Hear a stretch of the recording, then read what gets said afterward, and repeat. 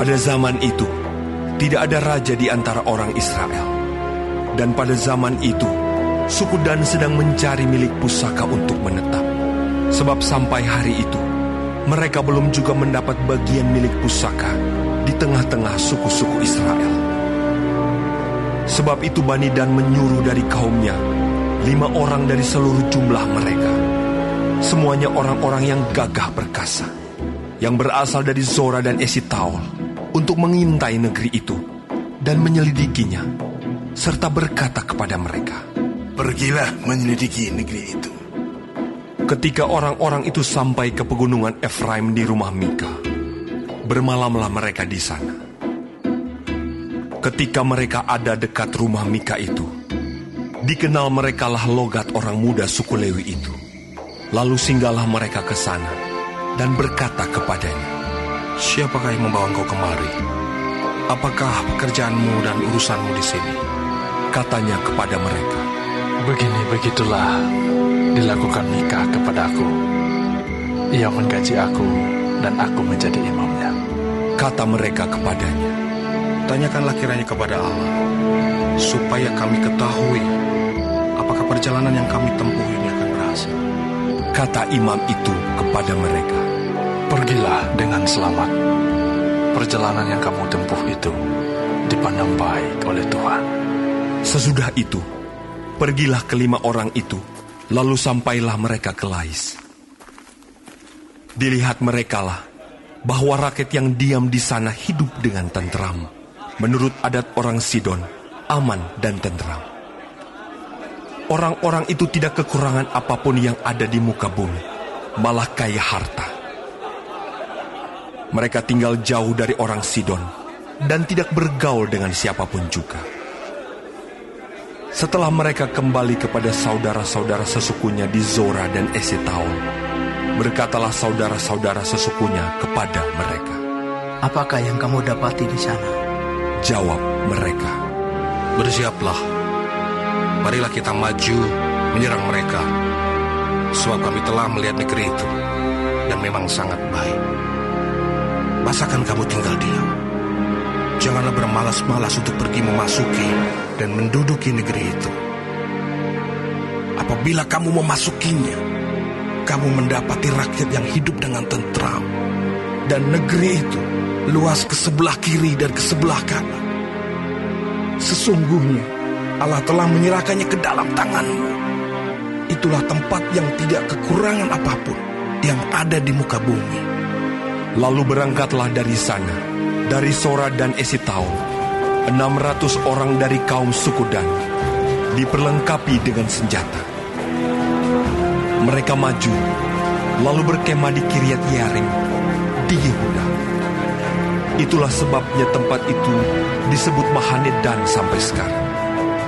Letaknya di sebelah barat Kiryat Yearim. Dari sana, mereka bergerak terus ke pegunungan Efraim dan sampai di rumah Mika.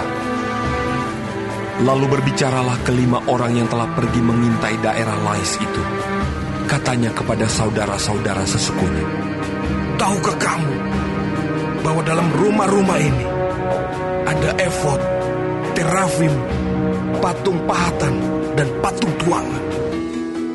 Oleh sebab itu, insafilah apa yang akan kamu perbuat." Kemudian mereka menuju ke tempat itu, lalu sampai di rumah orang muda suku Lewi itu, di rumah Mika, dan menanyakan apakah ia selamat. Sementara ke-600 orang dari Bani Dan yang diperlengkapi dengan senjata itu tinggal berdiri di pintu gerbang. Maka ke-5 orang yang telah pergi mengintai negeri itu berjalan terus, masuk ke dalam, lalu mengambil patung pahatan, efod, terafim, dan patung tuangan itu.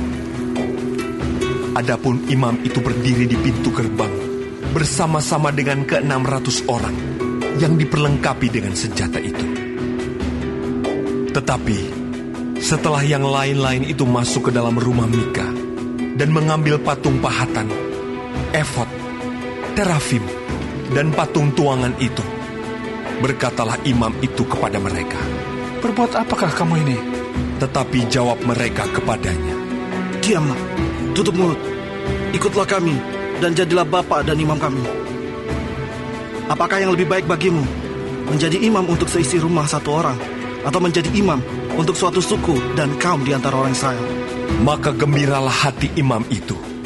Diambilnyalah efod, terafim, dan patung pahatan itu, lalu masuk ke tengah-tengah orang banyak.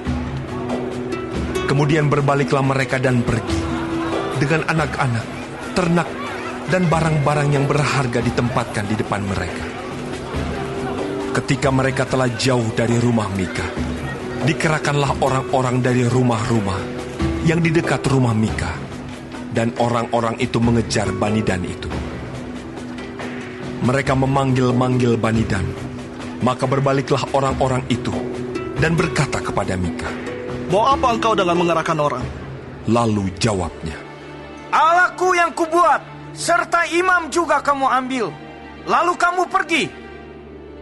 Apakah lagi yang masih tinggal padaku? Bagaimana perkataanmu itu kepadaku?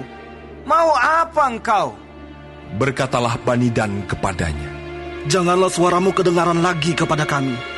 Nanti ada orang yang menyerang engkau karena sakit hati, dan dengan demikian engkau serta seisi rumahmu kehilangan nyawa." Lalu Bani Dan melanjutkan perjalanannya. Dan Mika, setelah dilihatnya, mereka itu lebih kuat daripadanya. Berpalinglah ia pulang ke rumahnya. Lalu Bani Dan, dengan membawa barang-barang yang dibuat Mika, juga imamnya, mendatangi Lais, yakni rakyat yang hidup dengan aman dan tentram. Mereka memukul orang-orang itu dengan mata pedang, dan kotanya dibakar. Tidak ada orang yang datang menolong, sebab kota itu jauh dari Sidon, dan orang-orang kota itu tidak bergaul dengan siapapun juga. Letak kota itu di lembah Bet Rehob. Kemudian Bani Dan membangun kota itu kembali dan diam di sana. Mereka menamai kota itu Dan, menurut nama bapa leluhur mereka, yakni Dan, yang lahir bagi Israel. Tetapi nama kota itu dahulu adalah Lais. Bani Dan menegakkan bagi mereka sendiri patung pahatan itu. Lalu Yonatan bin Gersom bin Musa bersama-sama dengan anak-anaknya menjadi imam bagi suku Dan, sampai penduduk negeri itu diangkut sebagai orang buangan.